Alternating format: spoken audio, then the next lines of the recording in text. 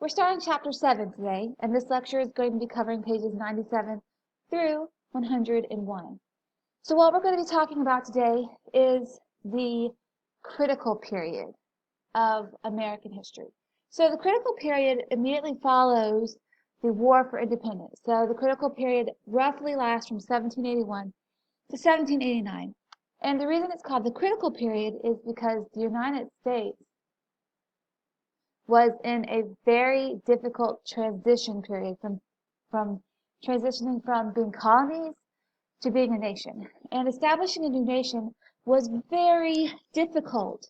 There was a lot of opportunities and responsibilities and even problems that the new nation had to tackle, and they had to figure out what was the best way to tackle all of those responsibilities, opportunities, and problems. So, independence brings a huge change for the Americans. The first one that we're going to talk about is the new land opportunities. So if you recall, England had a proclamation of 1763 which stated that Americans were not allowed to move past a certain line into the western frontier. That was Indian country. But since the British no longer had any control over what the colonists, now citizens of the United States, did, they were having a whole lot of people interested. The American government was having a whole lot of people interested in moving west because there's a lot of land there. So there was new land opportunities. There was also new social conditions. So a lot of the people who actually supported the Crown, Tories, were of the upper, wealthier sort of folk. And when England and America went to war, obviously these Tories, a lot of them left the country and went back to England. And so in the wake of winning the War for Independence, the social classes completely changed. And this change occurred in the fact that the size and the influence of the upper class diminished considerably because, remember, they moved away. And this brought classes in America closer together. So there is more social equality than ever before. And then finally, we have new state governments.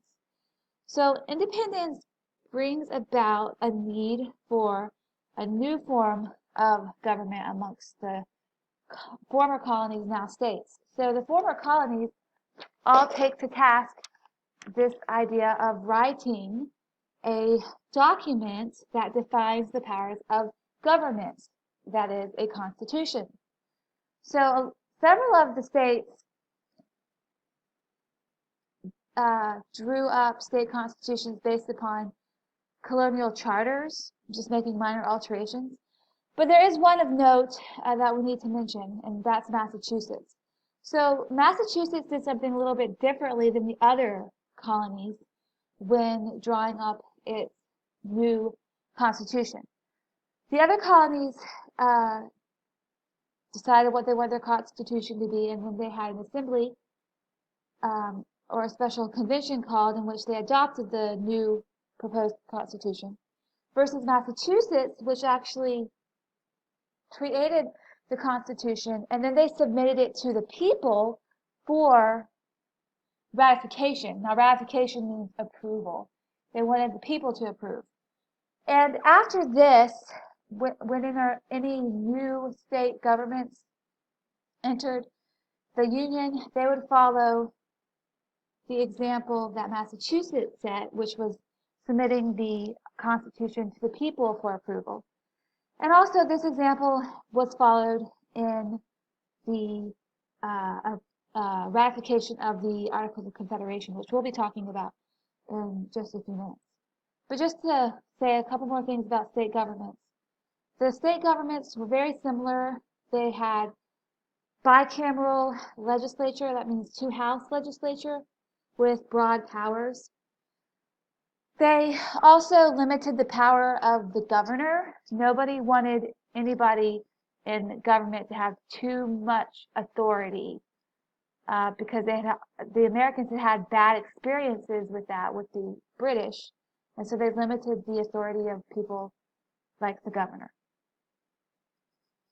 Okay, so let's talk about the Articles of Confederation. So what you're going to do is you're going to pause the video here, and you're going to watch the Ed puzzle about the Articles of Confederation.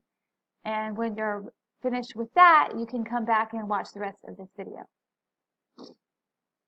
Okay, so hopefully you enjoyed the video. So the Articles of Confederation were something that was in the works even during the War for Independence.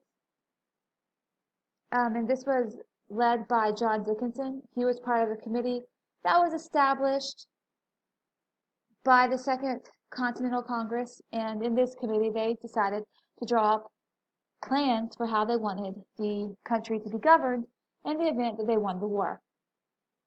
So what they did was they created these Articles of Confederation. Now what the Articles of Confederation established was a confederacy, which was the central government was subordinate to local governments, and the central government only has the power that the subordinate governments granted, and that is a lot different from what we have in the country today. So that's what a confederacy is, and that's what the Articles of Confederation established. And as you saw in the video, there were several problems with the Articles of Confederation. Namely, I'm going to just go over through a few of them, but at least 9 states had to approve a measure before it could be passed by Congress, and it was very difficult to get all of the states, even 9 of them, in one place to approve a measure. And all 13 states had to be present and approve for the articles to be amended. So that was even more difficult. And a lot of times, the states were just more interested in their own welfare and were not thinking of the country as a whole. The central government under the Articles of Confederation had no executive or judicial branches, which is a problem because the executive and the judicial branch actually help balance out the central government, or what we would call the legislative branch. So we have 3 branches of government, really, central government, and also just government in all the different states. But now we have executive, legislative, and judicial, and the fact that the central government had no executive or judicial branches really created problems. But we'll go over the different branches of government in later detail when we talk about the Declaration of Independence. Okay, so the last thing that was a weakness for the Articles was the Congress lacked power to tax and to perform other essential duties. So without the power to tax, Congress really could not maintain a national defense. It really could not provide any form of stable money. And this obviously created problems. Okay, so we talked a lot about the problems that the Articles of Confederation created, but there actually were some successes associated with the Articles of Confederation, and this had to do with the successful land policies that were established. Now, the land policies are the Land Ordinance of 1785 and the Northwest Ordinance of 1787. And basically what you need to know is that after the war, and America had established her independence, there was an area called the Northwest Territory, which is the area bounded by Ohio, the Mississippi, and the Great Lakes. It's pictured here. And there were several states who claimed this western land, and they wanted the government to recognize that land as theirs, and they were looking to the government to support this claim. However, the other states who had no claim on the land did not think it was fair that those states that did have the claim on the land should get the land, and they wanted the land to be divided evenly amongst all of the states. So what the Land Ordinance of 1785 did was that it provided that the entire Northwest Territory be surveyed and divided into townships. Now I want you to notice this box right here. that's full of smaller boxes. What the Land Ordinance of 1795 did in surveying the land is they divided the land into this checkered pattern that you see here. And this checkered pattern was important because certain of the squares were reserved for schools, for federal government, and then the rest of the squares were up for public auction. And each of these squares that were up for public auction had to be sold for not less than $1 per acre. And so this made a very even distribution of the land in the Northwest Territory. So it was a very positive land policy. The other one that I want to mention is the the Northwest Ordinance of 1787. And basically this provided for gradual development of self-government as enough people moved into the Northwest Territory. So it starts off with the Northwest Territory that these areas had governors over them, but as more people arrived and established themselves there was a certain quota or number of people that needed to be reached before the governor was removed and the people could vote to elect a representative assembly who would assist in governing the territory. So that was also positive. Okay, so America had lots of problems starting out as a fledgling nation. So she had foreign problems. For example, none of the European nations really respected her. She was young in her age as far as nations of the world go, and she has just, won a war against England, so England's not really going to be helping her out with anything.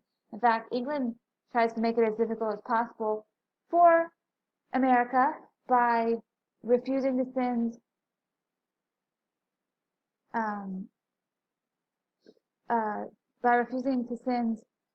a minister to the new nation. They also make the